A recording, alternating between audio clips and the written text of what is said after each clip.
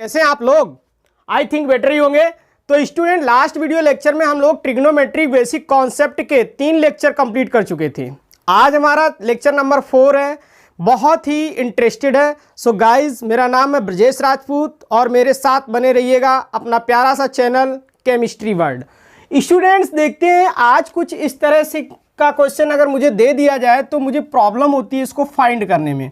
कहने का मतलब क्या है, अगर हमको साइन 75 की वैल्यू अगर मुझे पता करनी हो तो ये तो हमारी कोई पैरामीट्रिक को फॉलो नहीं कर रहा है, यानी कोई स्टैंडर्ड वैल्यू है ही नहीं, ना तो 0 की है, ना 30 है, 45 है, 60 है, 90 है, या इससे एबव के जो भी मैंने लास्ट टर्न पर केस कराए थे बच्चों, तो वो भी केस इसमें पॉसिबल नहीं हो रहा है।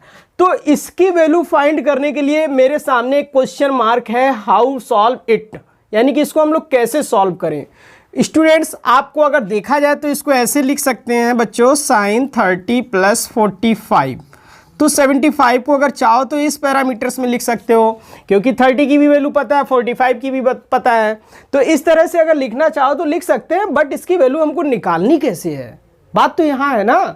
तो क्या करेंगे स्टूडेंट्स, इसका फार्मूला मुझे नहीं पता है। अगर हम इसको रिप्लेस कर दें ए से और इसको रिप्लेस कर दें बी से, तो कुछ इस तरह से आपका फार्मूला बनना चाहिए, साइन A + B। ये स्टूडेंट्स क्या होता है, ये हमारे सामने क्वेश्चन मार्क है।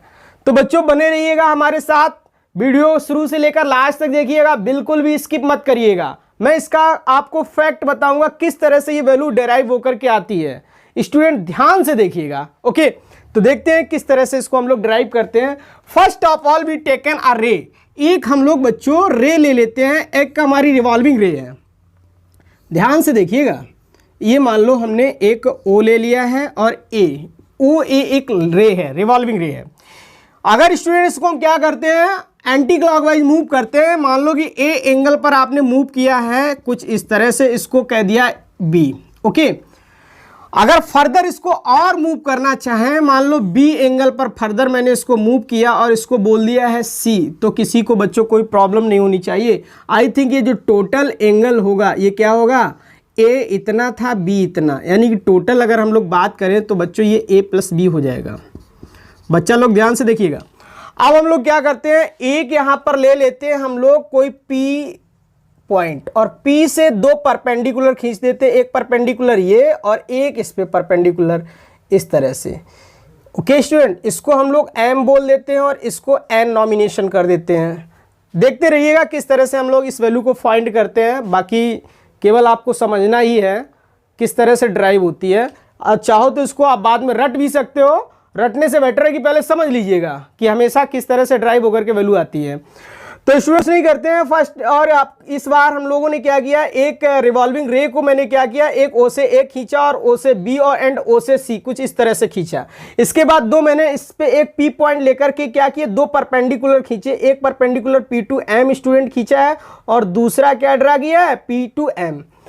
देन स्टूडेंट्स फर्दर फिर से मैं यहाँ पे एक परपेंडिकुलर और कुछ इस तरह से डाल देता हूँ, ये परपेंडिकुलर मैंने एक और खींच दिया, इसको बच्चों हम लोग R कह देते हैं, और इसके परपेंडिकुलर जो एक और मैं इस पे खींच देता हूँ इसको हम लोग Q कह देते हैं। ध्यान से देखिएगा, इसको हम लोग क्या बोल देते हैं, Q बोल देते हैं। बस अब यहीं पे आपको समझ में आने लगेगा, इस तरह की हमारी एक ज्योमेट्री बनेगी जिसको आप लोग देख रहे हैं। बस यहीं से देखना है कि A + B, हमने A + B ले लिया और क्या किया है बच्चों, साइन ले लिया है, साइन A + B। आप लोग भी जानते हैं कि साइन थीटा क्या होता है, परपेंडिकुलर अपॉन हाइपोटेनियस, या हम लोग कह सकते हैं लंब बटे कर्ण।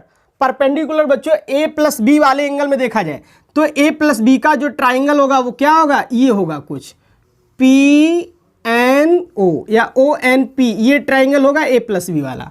इसमें अगर देखा जाए तो PN परपेंडिकुलर है और PO हाइपोटेनियस है, तो इसको हम लोग लिख सकते हैं PN/OP।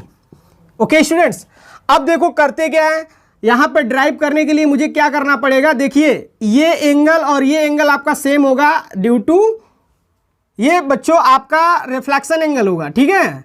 आई थिंक ये इस तरह से, ओके। ये ट्राइंगल और इस ट्राइंगल में अभी मैं सिमिलरिटी बताऊंगा क्या है, सिमिलर होगा। बट बच्चों PN जो होगा आपका, ये PN, ये क्या होगा, PR + RN, ओके। यहाँ पे हम लिख देते हैं PN = PR + RN। है ना स्टूडेंट्स। चाहो तो इस पी एन को ऐसे लिख सकते हो आप लोग, यहाँ पे लिख लीजिएगा sine A plus B it is equals to क्या, पी एन को कैसे कैसे लिख सकते हैं आप लोग, P R plus R N, P R plus R N okay upon O P.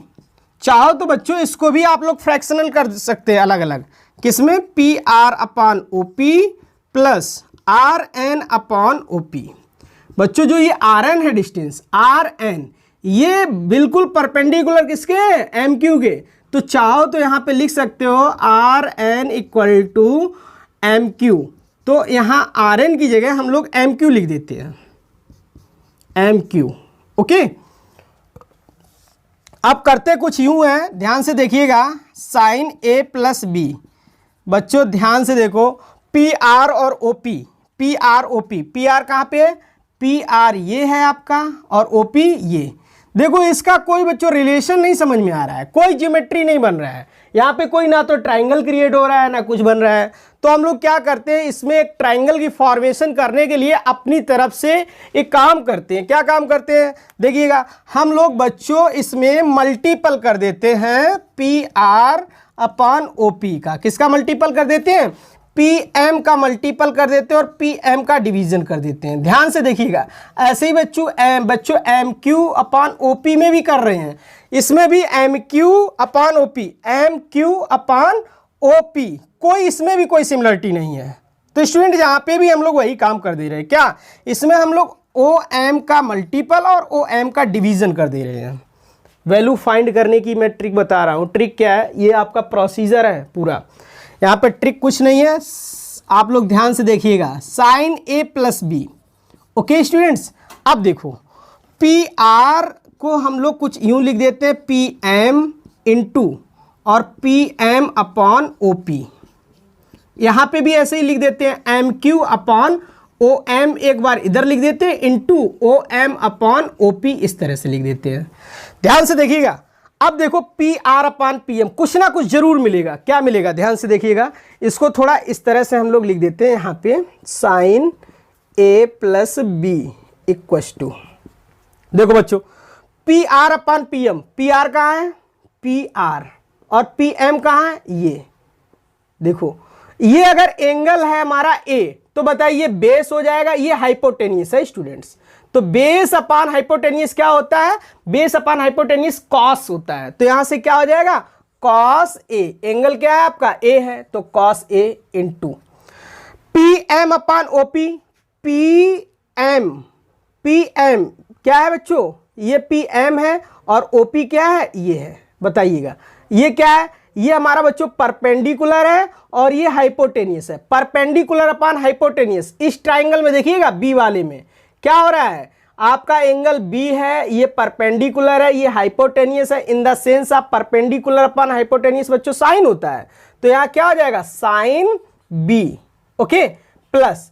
अब स्टूडेंट्स देखिएगा, M Q upon O M, M Q कहां है, M Q upon O M, बताइए परपेंडिकुलर है, ये हाइपोटेनियस है। परपेंडिकुलर अपॉन हाइपोटेनियस क्या होता है, आपका साइन होता है। तो यहां पे हो जाएगा, एंगल क्या है, ए है, तो साइन ए हो जाएगा, इनटू बच्चों क्या है, O M upon O P, O M upon O P, O M upon O P. ये देखिए क्या है, ये बेस है इस ट्राइंगल का, ये परपेंडिकुलर था, ये बेस है और ये हाइपोटेनियस है। तो यहां से बताइए B base upon hypotenuse cos होता है, तो यहां से क्या हो जाएगा, cos B. I think formula आपका जो डिराइव होकर के आया वो क्या है, sine A plus B equals to cos A into sine B plus sine A into cos B. बस बच्चों, बस यही मुझे बताना था। ध्यान से समझ लीजिएगा किस तरह से फार्मूला आपका डिराइव होकर के आया।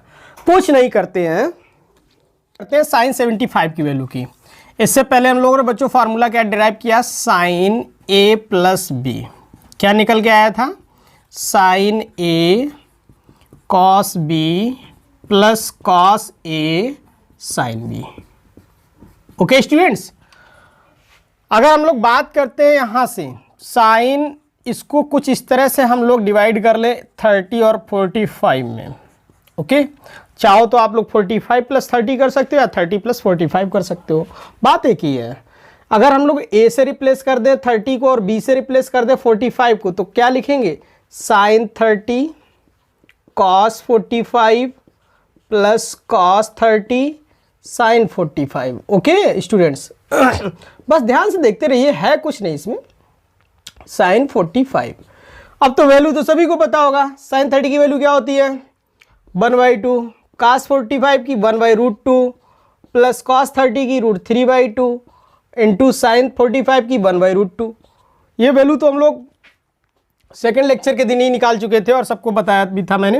यहाँ से अगर मल्टीपल करें 1/2√2 स्टूडेंट्स, ओके 2√2 और प्लस यहाँ से कितना हो जाएगा 3/2√2। ओवरऑल अगर इसको ऐड करेंगे बच्चों 1 + √3/2√2। बस कुछ इस तरह से हम लोग सॉल्व करते हैं। बेसिकली आपको चेक क्या करना होता है, जो sin a + v का फॉर्मूला होता है बस उसी को आपको याद रखना है, sin a cos b + cos a sin b, है ना स्टूडेंट्स। यानी कि जितनी भी अगर आपको इस तरह की वैल्यू आएंगी वो ऐसे ही निकालेंगे। सिमिलरली बच्चों कुछ फार्मूले और भी हैं, उनको हम लोग ऐसे ही प्रूव करते हैं, बट ज़्यादा समय वेस्ट ना करके हम लोग उन फार्मूलों को लिख देते हैं, जिससे कि आप लोग उनको लर्न कर सकते हैं। लर्न करने के बाद सारे क्वेश्चन करेंगे, यानी कि जितने भी क्वेश्चन होंगे एक्सरसाइज के, आपकी एनसीईआरटी के जितने भी क्वेश्चन होंगे, एक एक क्वेश्चन को बच्चों सॉल्व करिएगा। अगर कोई क्वेश्चन आपको नहीं आता तो उसको आप लोग कमेंट बॉक्स में जरूर लिखिएगा, ओके स्टूडेंट्स। तो कुछ क्वेश्चन और कुछ फार्मूलों को मैं इसी बोर्ड पर आप लोगों को दिखा देता हूं किस तरह से हम लोग यूज करेंगे। ओके, तो देखिएगा कुछ फार्मूले और हैं हमारे स्टैंडर्ड, उनको भी देख लेते हैं। ऐसे ही बच्चों sin a - b भी होता है, फार्मूले ही नोट कर लेते हैं। जैसे पहला तो वो हो गया था, दूसरा फार्मूला ये है sin a - b। इसको हम लोग लिखते हैं sin a cos b minus cos a sin b। केवल कुछ नहीं होता है, यहाँ पे माइनस का साइन लग जाता है, बस एज इट इज बिल्कुल वैसे ही रहता है। cos a - b में क्या होता है, a - b cos a cos b plus sin a sin b। Okay, ऐसे ही स्टूडेंट हमारा tan का भी होता है, इसको भी लिख लेते हैं। tan a + b क्या होता है, tan a + tan b upon 1 - tan a into tan b। ऐसे ही स्टूडेंट्स हम लोग tan a - b का भी लिख लेते हैं। tan a - b भी क्या होता है, tan a - tan b upon 1 + tan a into tan b। ऐसे ही कुछ फार्मूले और भी होते हैं, जैसे जैसे हमारे आते जाएंगे वैसे वैसे हम लोग इनको सॉल्व करते जाएंगे और उनका यूज भी करना सीख जाएंगे। ओके स्टूडेंट्स, तो चाहो तो आप लोग इसका स्क्रीनशॉट ले सकते हो, फिर इसके बाद एक एक दो एग्जांपल्स हम लोग इसके देख लेते हैं। ओके, तो बच्चों कुछ इस तरह से हम लोग फार्मूले को ड्राइव भी कर सकते हैं और डायरेक्टली भी लर्न कर सकते हैं, जिससे कि हमारा यूज़ हो जाए। बस आपको करना क्या है, इससे रिलेटेड आपकी प्रॉब्लम्स होंगी उनको आपको सॉर्ट आउट करना है, जो भी प्रॉब्लम होंगी उसको करना है। जैसे कुछ क्वेश्चन हम लोग देख लेते हैं, लाइक इज दिस बच्चों, अगर मैं कह दूं बात आपसे, कॉस एक क्वेश्चन इस तरह से दे दिया जाए, cos 105 की वैल्यू फाइंड करना है, तो अब तो बच्चों कोई प्रॉब्लम नहीं होनी चाहिए। cos 105 को आप लोग कैसा लिख सकते हो, cos 45 + 60 करके लिख सकते हो, या 60 + 45 भी लिख सकते हो। तो ये तो स्टैंडर्ड वैल्यू है हमारी, है ना। स्टैंडर्ड वैल्यू से आप लोग उसकी वैल्यू को फाइंड कर सकते हो। सो कोई प्रॉब्लम नहीं, cos a + b का फार्मूला आप यूज कर सकते हैं। चाहो तो एक बार मैं लिख देता हूँ, cos a + b क्या होता है, cos a plus into cos b minus sin a into sin b, ये होता है फार्मूला।